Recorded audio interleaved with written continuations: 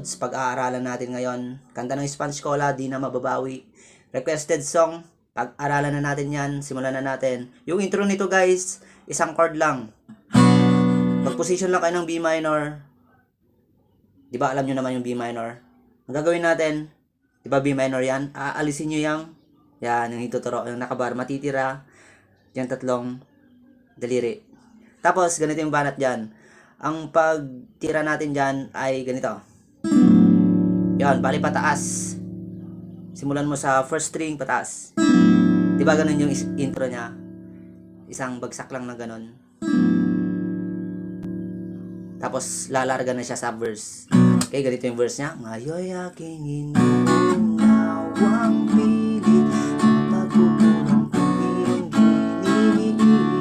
Sana'y malaman mo na tanging ikaw lamang ang aking iniintindi. Okay, bale bumagsak ka lang sa B minor dun guys. Sa verse niya.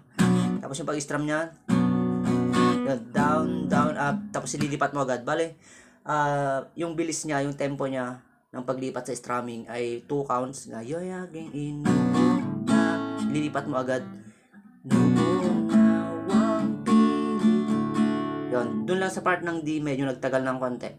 Ngayoy aking inuunawang pilit. Tapos pabalik ka sa B minor. Yan, nasa screen naman guys, diba 2 times yung inulit yung 3 chords, yung B minor, A at D.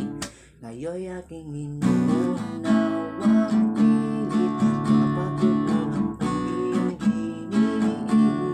Sana'y malaman mo na tanging ikaw lamang ang aking iniintindi. Ganun lang kasimple. Dahil ulitin nyo yung chord set na yon 2 times, diba? Yun, twice nakalagay dyan. 2 beses uulitin. Nakatanim pa sa iyong alaala, pangako mo mananatili ka. Kaya't pag-isang pinag-iwan ang puso ko na ngayon bitin na bitin. Tapos yung chorus naman nito, ganito. Di mo na mababa, sakit sa mga salitang pinitiwan mo. Hindi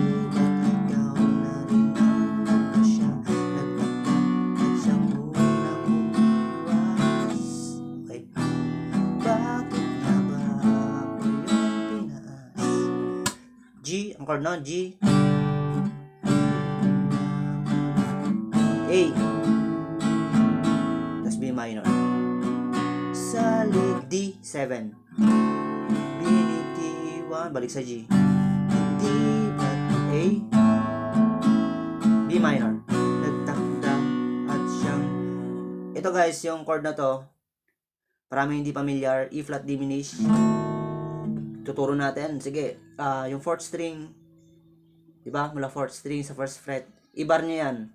Tapos, 1st string, ring finger, tapos middle finger sa, ito, 3rd string, sa 2nd fret. Bali ganyan yung pinakamadaling E flat diminished. Pero kung hindi kayo sanay dyan, kahit mag D7 lang kayo, pero yung 3 string lang yung i-strum nyo dyan.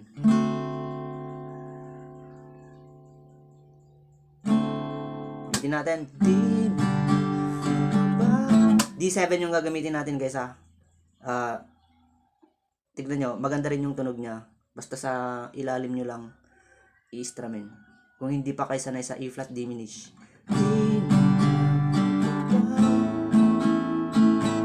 Sa mga salita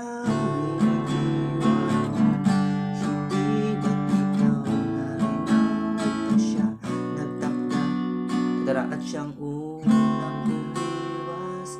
Tapos next, yon, E minor 7 guys. Ganito yung position ng E minor 7, di ba? Ganito yung normal E minor. Idagdag nyo itong 1st at 2nd string sa 3rd fret. Bali ganyan pag mag E minor 7 kayo. I-slide nyo yan, yung galing sa 2nd fret papuntang 3rd fret. Tapos ganito. Ganun yung magiging tunog niya. Pwede rin ganon.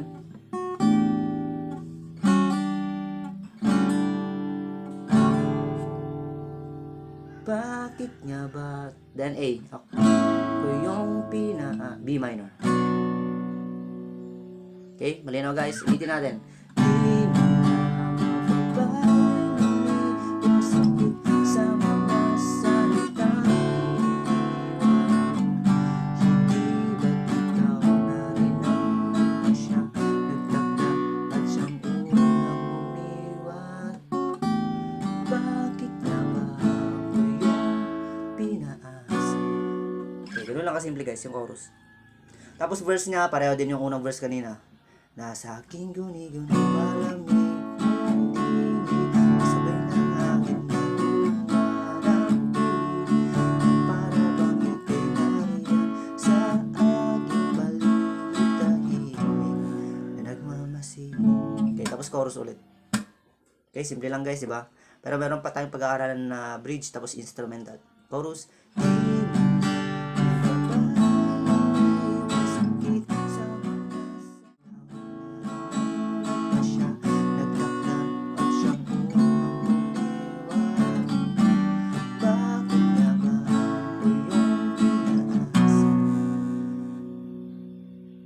Okay, tapos yung bridge niya ganito.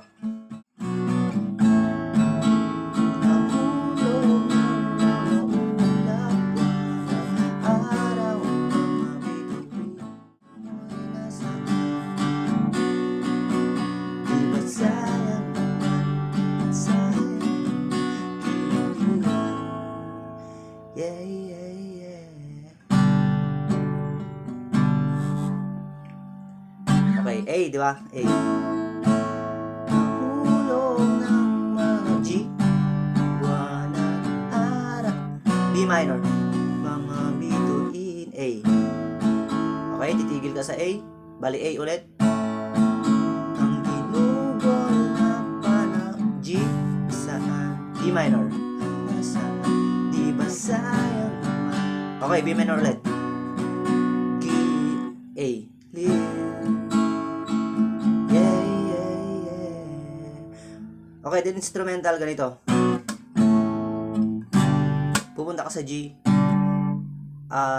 Karugtong pala yung bridge, yung G guys, di ba? A, tapos G.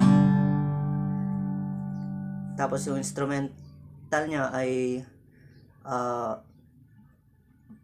magagamit natin yung B minor. Ganito.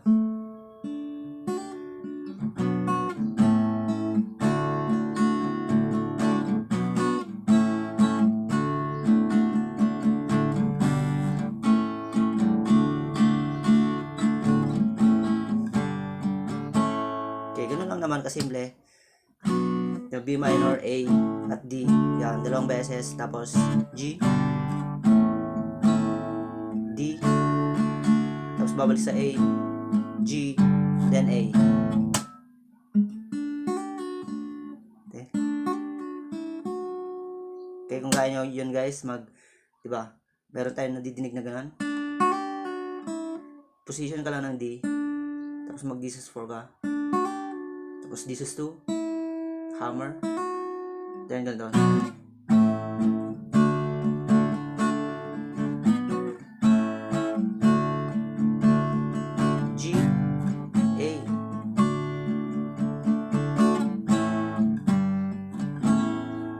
Tapos ulitin nyo yung chorus.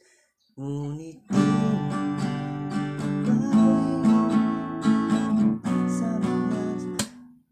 bali doon sa last chorus pala niya ay isang strum, diba? Parang smooth chorus na siya doon.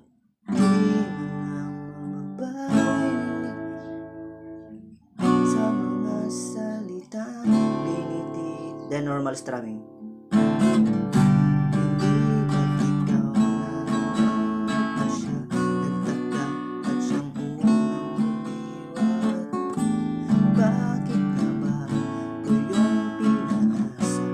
Then, ulitin mo yung pupunta ka ng E minor 7, yung ganito. Yan. O kaya, isang string lang. Isabay mo yung 6th string at 1st string. Basta, i-slide mo yan guys ha. Galing sa 2nd fret, papuntang 3rd fret. Ganyan. Sa outro niya, di ba? Bakit? Then A nga ba? Ko yung Then, yung pinaasa, Yung B minor, kagaya ng intro kanina, yung ganito. Yung B minor na nakaalis yung nakabar. Yan, ganun lang kasimple guys, yung di na mababawi. Salamat po sa nag-request at salamat sa panonood. Bye-bye!